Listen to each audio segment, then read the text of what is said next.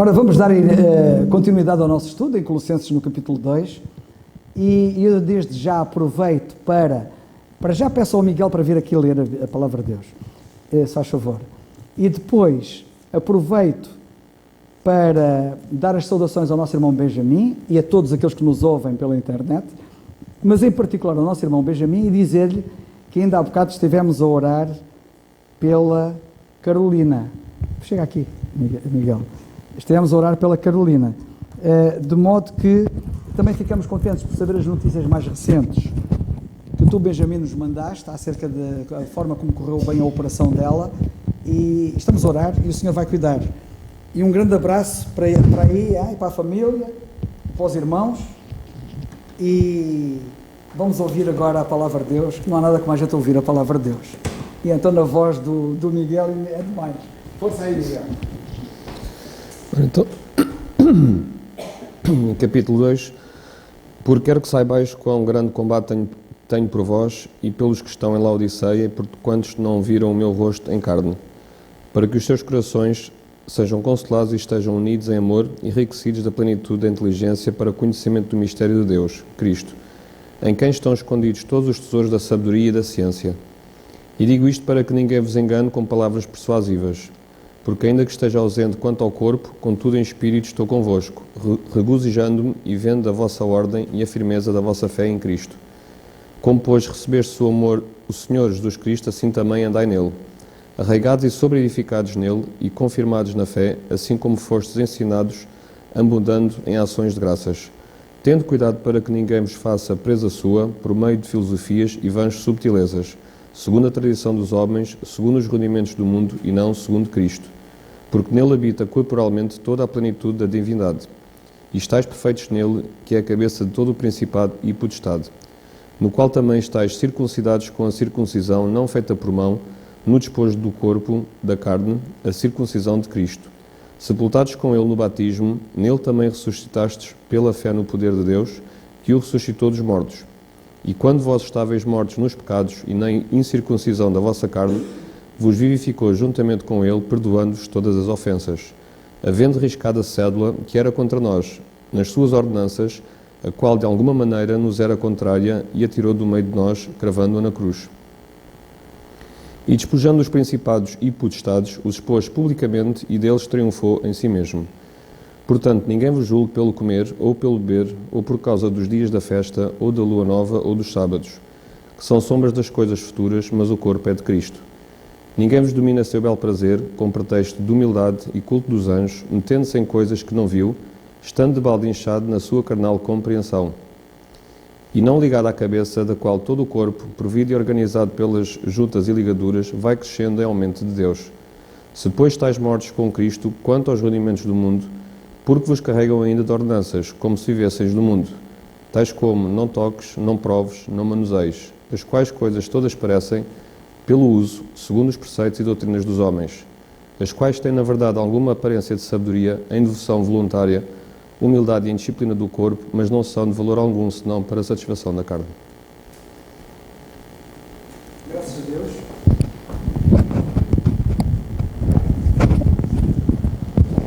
Obrigado. Vamos ouvir o nosso irmão Alberto, a participação dele, e depois, se algum irmão tiver pensamentos, faz favor de vir aqui. Graças a Deus por esta reunião de oração, comunhão e estudo da Palavra de Deus. Forte abraço a você que suporta o meu sotaque. É um prazer poder dividir este pequeno pensamento em Colossenses capítulo 2, indo agora no verso 21, curto. Não toqueis, não proves, não manuseeis. O que será que Paulo está querendo insinuar com estas palavras? Será que ele está sendo irônico? Ou ele está sendo de fato incisivo em seu alerta à igreja? Somos ávidos por criticar, não? Gostamos de apontar o dedo àquela e àquela outra religião, onde as pessoas vão pagar promessas, onde vão fazer penitências, sacrifícios, mas olhando não só para as seitas orientais ou igrejas da cristandade, Mas olhando no mundo evangélico, tem muitas coisas que são, de fato, incomodam o nosso coração. Veja, você tem igrejas que promovem você pagar promessas, pagar o dízimo. Falou em dízimo é mexer no sagrado destas igrejas. Falar então sobre pessoas que querem, com tudo isto, com todo esse movimento, uma espiritualidade mais profunda e exclusiva. Por isso fazem sacrifícios, penitências, pagam dízimo. Cada vez mais as pessoas estão se concentrando no místico, no sobrenatural, buscando algo exclusivo, uma resposta para a sua existência, para a sua vida. Por que tanta busca por estas coisas? Paulo aqui no capítulo 2, nós já alertamos falando sobre o legalismo, falando sobre o misticismo e agora no verso 21 falando sobre o asceticismo.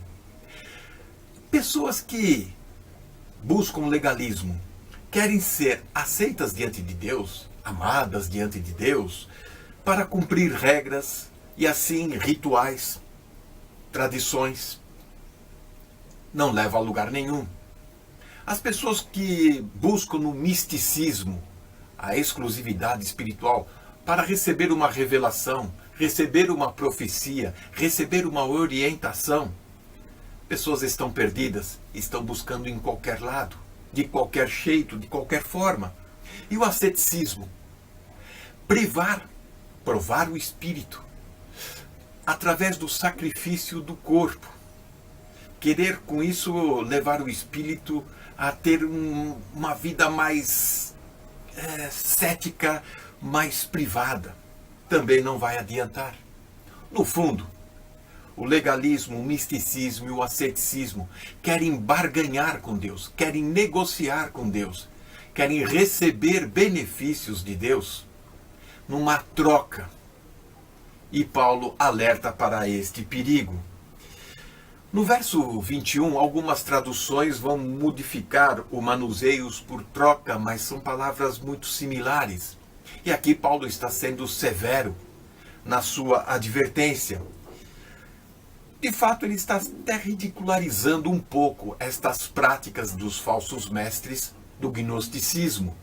E aqui ele segue e dá algumas orientações para fugirmos desta situação. Por que devemos rejeitar estes mandamentos de imposições e proibições? 3 motivos suficientes. Estas coisas perecem, não são eternas. As leis, as imposições e proibições são humanas e não divinas. Tem gente que apregoa jejuns, vigílias, automutilação. Para quê? Estes autossacrifício, se Cristo já fez o sacrifício por nossas vidas. No final das contas, estas coisas, este exercício, eles não vão resolver o problema do coração humano. Só Cristo Jesus, a segunda pessoa da Trindade, que morreu naquela cruz e fez um grande sacrifício para nos salvar e nos resgatar e nos reconciliar com Deus, pode resolver o problema do coração humano. O problema da nossa crise existencial. O Senhor Jesus tem a solução, tem a salvação e ela é eterna, ela é segura. Portanto, qualquer religião que vai dar uma ênfase fora da pessoa de Jesus Cristo, há religiões que dão ênfase ao Espírito Santo, à espiritualidade, deixando Cristo em segundo plano, vamos rejeitar estas doutrinas, pois elas estão erradas. Que o Senhor nos abençoe. Amém.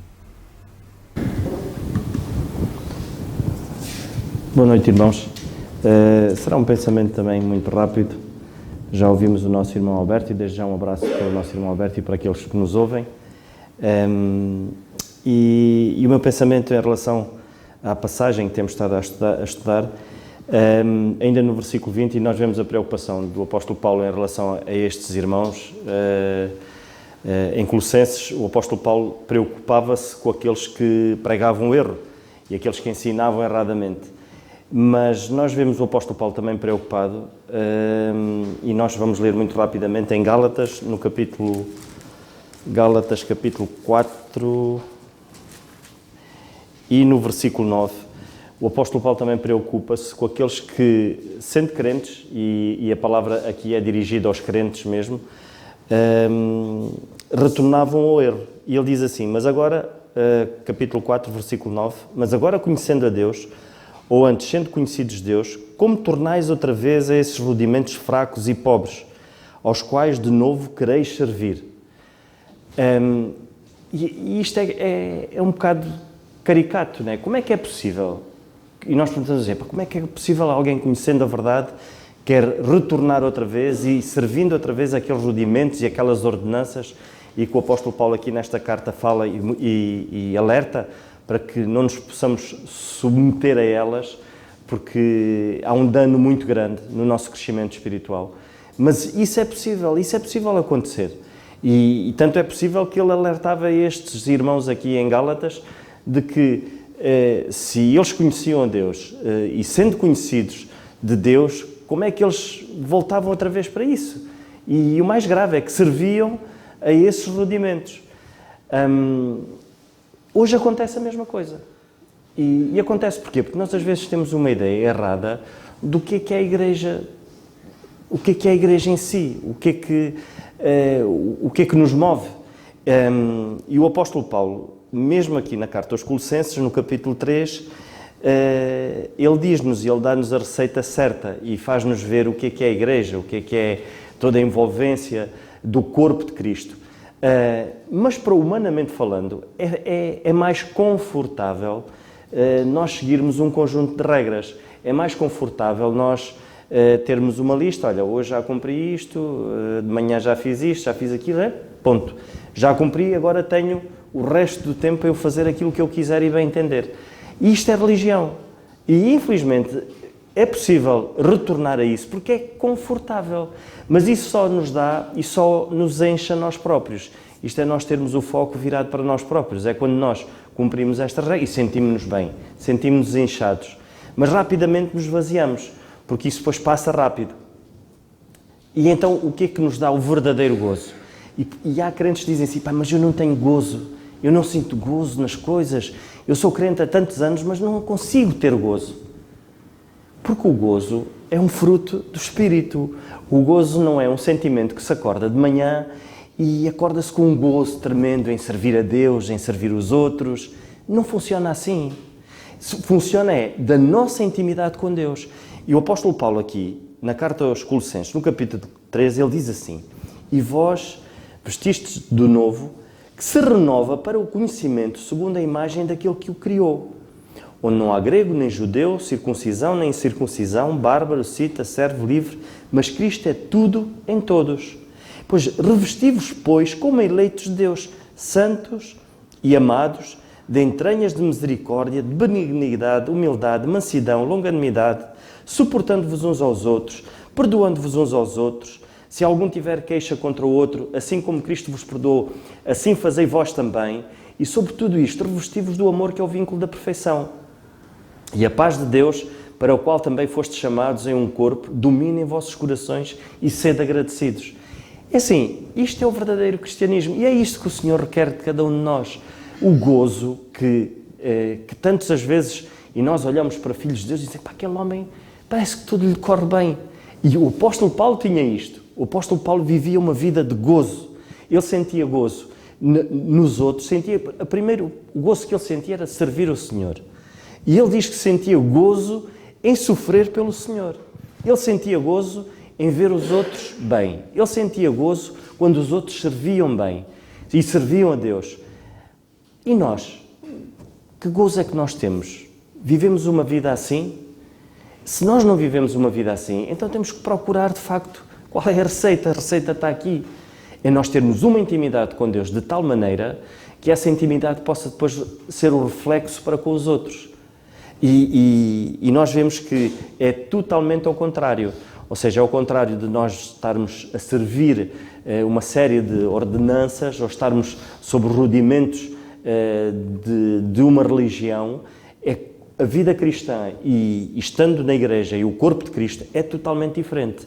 É nós servirmos ao nosso Deus, então depois o gozo de servirmos o nosso Deus, que é um fruto do Espírito, então vai ser a mola propulsora para nós podermos ser uma bênção, estarmos atentos, sentirmos gozo em servir os outros, sentirmos gozo em alegrar-nos com os outros, a sofrermos com os outros. E esta é a vida cristã, é aquilo que o Senhor quer. Que o Senhor nos ajude e só queria mesmo partilhar convosco este pequeno pensamento, que é importante.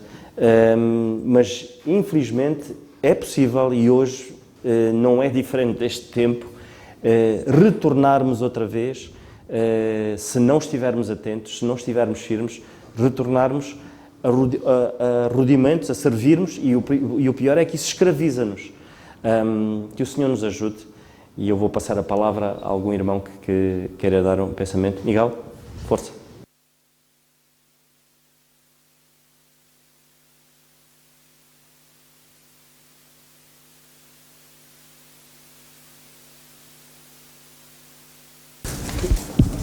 Isto não tem muito a ver com Colossenses,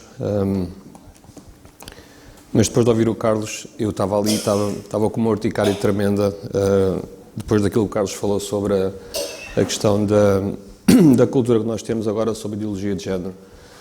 Eu podia pegar no versículo que o Nando leu, no Gálatas 4:9, alteraria ali uma ou duas palavras, eu diria algo como: mas agora conhecendo a Deus, ou antes sendo conhecido Deus, como permitis esses rudimentos fracos e pobres? Tudo aquilo que o Carlos disse é completamente válido, mas há ainda mais uma coisa muito importante que nós temos que fazer, e nós podemos fazer, todos nós podemos fazer, perante estes valores que estamos a ser assolados pela sociedade. Quando se diz que votar é um direito, é um dever cívico, eu iria mais longe. Para um cristão não é um dever cívico, não é uma responsabilidade, é uma obrigação. Um cristão, não é aceitável que um cristão, vendo todos estes valores que estão a ser promovidos, o Carlos falou a ideologia de género, o feminismo, a promoção dos LGBT, que agora já o I, que é o intersexual, que eu já nem sei o que é que isso é, promoção das drogas, a prostituição, e por aí fora, todos estes valores, não é aceitável que um cristão permita que, havendo atos eleitorais em que pode escolher partidos que pegam na Bíblia e que ainda não digam diretamente na Bíblia, mas aquilo que defendem é o que está escrito na Bíblia. E nós temos 4 atos eleitorais, temos legislativas, autárquicas, presidenciais e europeias. Dá mais ou menos em média um ato eleitoral por ano. Nós temos todos os anos a oportunidade e temos a obrigação de fazer o nosso papel, que esse papel é muito importante, porque, como o Carlos disse, estava uma pessoa, eram 2 contra 4, era um nível completamente desleal. Com a nossa ação de ir votar, nós podemos fazer com que, em vez de ser 2 a lutarem contra 1000, possam ser 20 a lutar contra 1000. E há quem diga que o voto não conta, mas um voto pode contar, porque os votos são contados e no final aparece a lista de todos os votos que cada partido teve. E se nós tivermos um partido que defende os valores da Bíblia, ainda que não diga diretamente a Bíblia, se tiver 5.000 votos é diferente de ter 1000 ou ter 500. E que Deus nos ajude nas nossas falhas, e não há desculpas para não ir votar. Há até o voto antecipado, quem não puder votar de férias ou porque está a trabalhar, pode votar antecipadamente. E gostaria de partilhar isso convosco. É a nossa obrigação, é nosso dever, e também exortar os outros irmãos para que todos nós possamos ter uma influência presente através de possíveis deputados que possamos eleger, ou possível número de votos que possamos eleger para fazer frente a este descalabro de valores que está como está, e acho que vai ainda estar pior.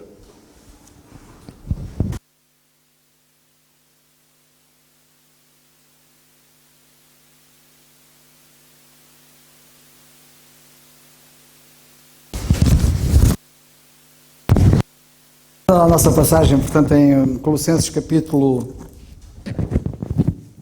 2, eu estive a ouvir com atenção o nosso irmão Alberto e o nosso Nando sobre esta matéria, e subscrevo na íntegra, que é isso mesmo, mas eu agora gostava que vocês reparassem no seguinte. Na nossa passagem em Colossenses capítulo 2, nós lemos assim: se, pois, estáis mortos com Cristo quanto aos rudimentos do mundo, porque vos carregam ainda de ordenanças como se vivesseis no mundo, tais como não toques, não proves, não manuseis. Reparem a expressão rudimentos do mundo, ok? E depois daquilo que ouviram o Nando especialmente dizer, em Gálatas no capítulo 4, tudo começa no versículo 1, que diz assim: digo, pois, que todo o tempo que o herdeiro é menino, em nada difere do servo, ainda que seja senhor de tudo, mas está debaixo de tutores e curadores até ao tempo determinado pelo Pai. Assim também nós, quando éramos meninos, estávamos reduzidos à servidão debaixo dos primeiros rudimentos do mundo. Estão a ver a expressão? Estão a ver como é que as passagens estão ligadas?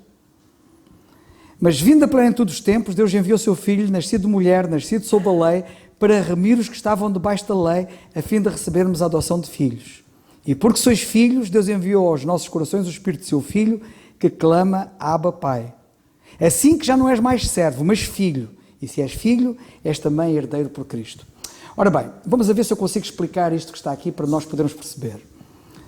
Na nossa passagem, o apóstolo diz assim: se estáis mortos com Cristo quanto aos rudimentos do mundo, percebemos claramente na passagem de Gálatas, e também nesta passagem, mas talvez só por esta passagem não veríamos tão claramente, que os rudimentos do mundo são a lei.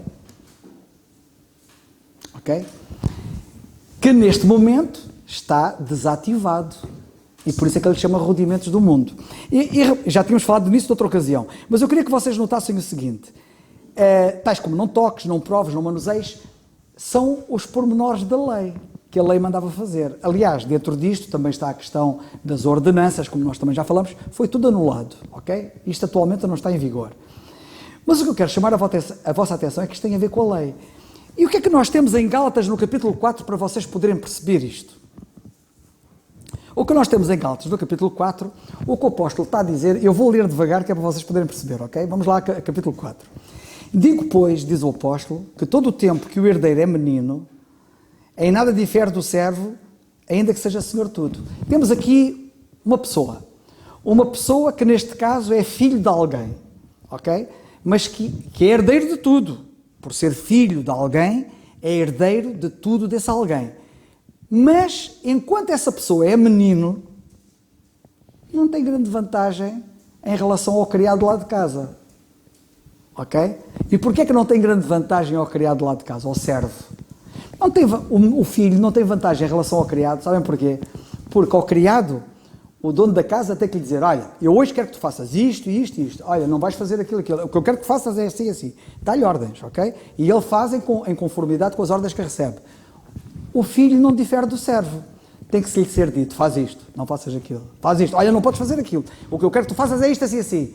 O filho, quando é pequeno, não difere do criado. Está debaixo de leis que o governam e de regras. E tem que lhe ser dito o que é que ele tem que fazer. Ok? Continuando. Digo, pois, que todo o tempo que o herdeiro é menino, em nada difere do servo, ainda que seja senhor de tudo. Mas está debaixo de tutores e curadores até ao tempo determinado pelo pai. Na vida judaica, o pai determinava um tempo em que ele estava debaixo de curadores ou tutores, que eram esses que o educavam e que lhe diziam: não faças isto, faz aquilo, faz assim, faz assim. E ele estaria debaixo dessa situação até atingir a idade de adulto. Está ali. Até ao tempo determinado pelo pai. E o tempo determinado pelo pai era quando o pai o considerava adulto. Filho, mas adulto, já não mais menino, ok? Atingia uma idade em que o pai percebia: isto eu agora já não tenho que dizer ao meu filho: tens que fazer isto, tens que fazer aquilo. Já não digo, porque o meu filho já sabe o que é que tem que fazer. Já atingiu a maturidade. E atingindo a maturidade, quando alguém é maduro, quando alguém atinge a maturidade, já não precisa que alguém lhe venha dizer o que é que ele tem que fazer. Ele sabe o que é que tem que fazer. Ok? E então o que ele está a dizer é o seguinte: assim também, agora notem aí a comparação que ele está a dar, assim também nós, quando éramos meninos, e está a dizer nós quem? Os judeus. Quando éramos meninos, porque os judeus estavam numa situação de meninice. Porquê é que os judeus estavam numa situação de meninice? Porque tinha que lhes ser dito o que é que eles tinham que fazer. E quem é que lhes dizia o que é que eles tinham que fazer? A lei! A lei dizia, faz isto, faz aquilo, não faças isto, não faças aquilo, tens que fazer isto. Era o que a lei fazia. Assim também, nós quando éramos meninos, estávamos reduzidos à servidão. Éramos como servos, não éramos diferentes dos, apesar de filhos, não éramos diferentes dos servos. Debaixo dos primeiros rudimentos do mundo. Lei, entenda-se, ok? Versículo 4. Mas vindo a plenitude dos tempos, Deus enviou o seu Filho, nascido de mulher, nascido sob a lei, para remir os que estavam debaixo da lei. Ele veio libertar-nos dessa situação de meninos. Ok? E diz assim, a fim de recebermos a adoção de filhos. Já agora só um pequeno pormenor, porque muitos não sabem isto. Isto é a iliteracia bíblica, que acontece muitas vezes, em muita gente que lê a Bíblia e que não sabe. A adoção de filhos não é a mesma coisa que o entendimento popular tem de filho adotivo. Ok? O entendimento bíblico de adoção de filhos, a adoção de filhos na Bíblia, é diferente do conceito mundano. O conceito mundano da adoção é pegar num miúdo que não é da família e trazê-lo para a família e dar-lhe o nome da família. E passa a ser um filho adotivo. Não é um filho genuíno, é um filho adotivo. O conceito bíblico de filho adotivo não é esse. O filho por adoção, ou filho adotivo, é um filho que já é filho, mas que atingiu a maioridade. O filho, quando atingia a maioridade, atingia um estatuto que era filho por adoção. É este o conceito bíblico de filho por adoção, não é alguém que não era da família e foi recebido na família. Isso é o conceito de mundano, ok? Desta vida, que não tem nada a ver com o que a Bíblia diz. E então ele diz, vindo a plenitude dos tempos, Deus enviou o seu Filho, nascido de mulher, nascido sob a lei, para remir os que estavam debaixo da lei, a fim de recebermos este estatuto de adoção de filhos. Uma situação em que já não é preciso dizer-nos o que é que a gente tem que fazer. Por isso é que nós não estamos debaixo da lei. Por isso é que nós não temos a ver com os rudimentos deste mundo.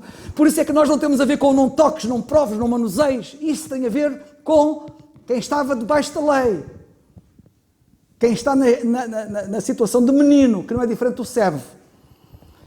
Ele continua e diz assim, e porque sois filhos, sabem que até a palavra no grego é o ios, para não sei dizer em grego, também não sei grego, mas sei que a palavra é H-U-I-O-S, não estou em erro.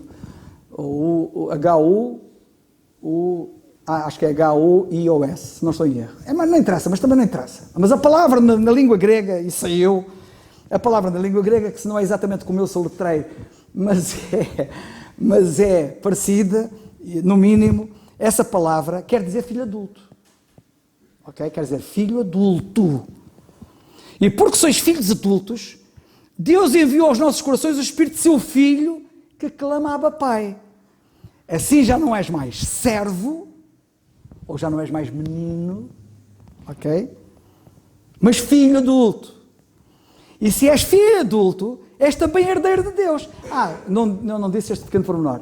Era só quando o filho se tornava ou era considerado adulto, é que ele era herdeiro real. Ele não podia ser herdeiro sem ser filho adulto. Aliás, ainda hoje, na vida normal, quando um filho até fica órfão e se tem uma herança para herdar, ele tem que atingir a maioridade para pegar na herança, não pode pegar antes, acho eu. Mas o versículo depois diz assim, versículo 8, mas quando não conheces a Deus, isto já é outra coisa. Assim que já não és mais servo, mas filho, e se és filho também és herdeiro por Cristo. Muito bem.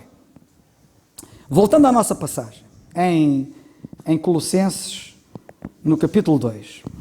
Agora faz mais sentido nós percebermos isto que estamos a ler, estão a ver? Se depois estás mortos com Cristo, quanto aos rudimentos deste mundo, portanto, nós para os rudimentos deste mundo estamos mortos, para a lei estamos mortos, porque vos tornam a carregar com ordenanças, porque é que estão-vos a pôr coisas da lei? Como se vivesseis no mundo.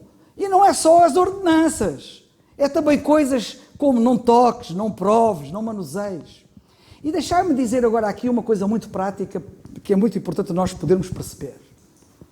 Quantos crentes há, infelizmente, neste mundo, que ainda hoje têm dúvidas, para não dizer que têm certezas erradas, que não podem comer carne de coelho, ou que não podem comer carne de porco, ou porque não podem comer sangue, porque não podem comer um arroz de cabidela, ou porque não podem comer esta comida ou comer aquela comida.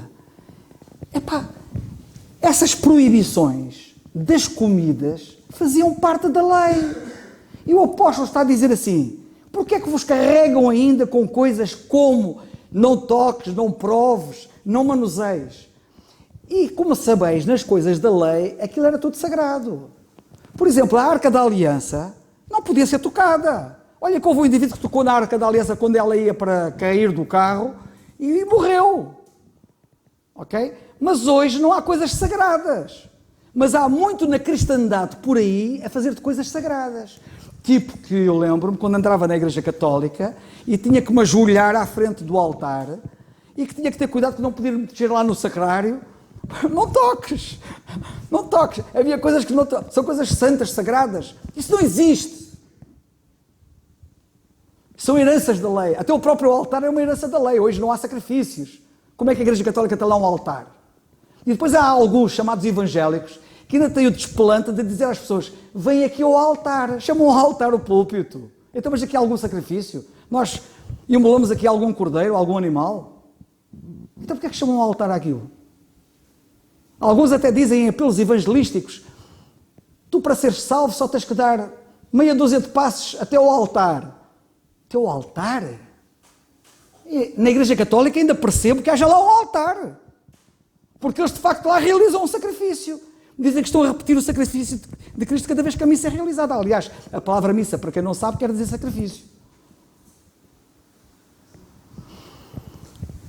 Quando nós percebemos o que é que a palavra de Deus diz em relação a nós hoje, percebemos claramente que nós estamos debaixo da lei e que, portanto, as coisas proibitivas da lei relativamente à alimentação não têm vigor para nós hoje. Nós hoje podemos comer carne de porco, carne de coelho, podemos comer polvo, podemos comer lulas, que não têm escamas. Sabem que aquilo que não tinha escamas não podiam comer. Também. E, portanto, podemos comer isso tudo. Podemos comer até carne de cavalo, que eu não aprecio, mas há quem coma. Mas que eu não aprecio, sinceramente, nem sei como é que há pessoas que gostam de carne de cavalo. Eu nem tento saber se gosto ou não gosto, acho que, mas pronto, mas é uma questão pessoal. Mas o que eu quero, não é por lei. O que eu quero dizer é que nós podemos comer tudo. E, portanto, se houver alguém que coma o que quer que seja, cobras e lagartos, e há quem coma cobras e lagartos, pode comer. Aliás, isto eu também sou livre para não comer carne de porco. Se eu entender, ou se alguém me mostrar medicamente que me pode fazer mal à saúde, ou se por uma questão de preferência simplesmente eu não gosto. Mas não é por lei, não é porque eu esteja proibido, porque eu não estou proibido de nada, eu posso comer tudo. Vamos ver o que é que o apóstolo Paulo diz sobre o assunto, ok? Primeira carta a Timóteo, capítulo 4. Mas antes de nós lermos essa passagem da 1 Timóteo, capítulo 4, para nós terminarmos, eu gostava só de dizer, já falei do não toques, do não proves, que estou a falar agora, ou do não toques, não é, as coisas sagradas, do não proves, comidas, e não manuseis. Podemos falar de várias coisas já acerca do não manuseis. Inclusivamente, podemos falar de muitas coisas, mas agora não vou, para não perder tempo. Eu vou-vos falar de uma coisa que, fruto também deste erro de interpretação da Bíblia da Igreja Católica, durante muitos anos, vingou até há pouco tempo em Portugal. Que era proibido ler a Bíblia. Não podiam manusear a Bíblia. Isso estava reservado apenas aos padres. O comum católico não podia ler. Aliás, a Bíblia estava vedada ao povo. O povo não podia. Só a Igreja que podia ler a Bíblia, interpretar a Bíblia. A Igreja, entenda-se, padres e papa. Não podia, estava vedado. Não manusear a Bíblia. Não manusear a Bíblia. É claro que eu posso manusear a Bíblia. E devo manusear a Bíblia. E até o apóstolo até diz, devemos manejar bem a palavra da verdade. Agora, parece-me a mim que o problema maior no meio do não toques e do não manuseios e do não proves, talvez seja mesmo não comes. Porque há muita gente, infelizmente, que não está esclarecida sobre isto. E pensam que, eventualmente, há coisas que não podem comer. E se na sexta-feira podem comer carne, e é chamada Sexta-feira Santa. Vocês conhecem isso, não é? E vocês são de famílias católicas, normalmente, e depois, às vezes, até dizem, tu não podes comer carne, não é? Quem é que disse que eu não posso comer carne? Eu penso ter tocado na fímbria da questão, mas então vamos a 1 Timóteo, capítulo 4, por favor, e terminamos com essa passagem que diz assim. Mas o Espírito expressamente diz que nos últimos tempos apostatarão alguns da fé, dando ouvidos a espíritos enganadores e a doutrinas de demónios. E sabem de uma coisa? Isto é tão grave, tão grave, tão grave, muita gente não tem noção. Estas coisas não são só rudimentos do mundo atualmente. Ou seja, aquilo não tem nada de Deus, é do mundo. Uma coisa que Deus hoje não tem nada a ver, é pá, escusado. É quase a mesma coisa, como é que é de explicar? Vamos imaginar o templo em Jerusalém. Quando o véu do templo se rasgou em Jerusalém, eles viram claramente que Deus já não habitava lá dentro. E rasgou-se de alto a baixo, para mostrar que foi Deus que rasgou, não foram os homens. Os homens, quando rasgam, é de baixo para cima. Mas a Bíblia diz que o véu do templo foi rasgado de cima a baixo. E, portanto, foi Deus que o rasgou. E quando eles olharam para lá, viram que a nuvem, a Shekinah, já não estava lá dentro. A nuvem gloriosa da presença de Deus. E aquilo agora é um rudimento. Aquilo agora é um monte de pedras. Aliás, o Senhor Jesus Cristo disse, olha, virá tempo é que não ficará pedra sobre pedra que não seja derrubado. Portanto, aquilo que era tão sagrado, perdeu e tornou-se vulgar. Mas mais grave do que ser vulgar é transformar isto numa doutrina diabólica. E isto são doutrinas diabólicas. Porque ele diz que as pessoas nos últimos tempos dão ouvidos a espíritos enganadores e a doutrinas de demónios, pela hipocrisia de homens que falam mentiras tendo cauterizado a sua própria consciência, proibindo. O que são doutrinas de demónios? Proibir o casamento. O celibato na Igreja Católica é uma doutrina diabólica, para quem não sabe. Proibir as pessoas de casar. Os padres, não é? Que não podem casar. Agora deixaram ser padres os casados da zona da Amazónia. E ordenando a abstinência dos manjares. Ou seja, proibir comidas. Ordenando a abstinência dos manjares também é a doutrina diabólica. Que Deus criou para os fiéis e para os que conhecem a verdade. Quem conhece a verdade das Escrituras, a presente verdade, sabe que pode comer tudo. E para os que conhecem a verdade e a fim de usarem Deus com a ação de graças. Daí nós termos o costume e bom de darmos graças antes de comermos. Porque toda a criatura de Deus é boa e não há nada que rejeitar. Até mesmo a cobra, ou o gafanhoto, ou a mochã. E vocês dizem, o que é a mochã? A mochã, só em Moçambique, quando eu nasci, que era um inseto com asas, e assim bem grandinho, não era tipo mosquito, era bem suculento, aquilo era bem coisa. E eles lá assavam aquilo e comiam aquilo. Eu também acho que cheguei a comer aquilo, é um bocado esquisito, mas acho que cheguei a provar aquilo. Mas é curioso, já não me lembro muito bem, mas acho que cheguei a provar aquilo. Não há nada que rejeitar, porque toda a criatura de Deus é boa, e não há nada que rejeitar, sendo recebido com a ação de graças. Porque pela palavra de Deus e pela oração é santificada. E não tenho mais nada a dizer, penso que disse aquilo que era importante sobre esta passagem, espero que tenhamos compreendido, mas de facto hoje não estamos debaixo da lei, somos filhos adultos, pela graça de Deus, e repito, pela graça de Deus, somos herdeiros, filhos adultos. Por isso é que a Bíblia diz que nós somos herdeiros, porque somos os filhos adultos, recebemos a adoção de filhos pela graça de Deus.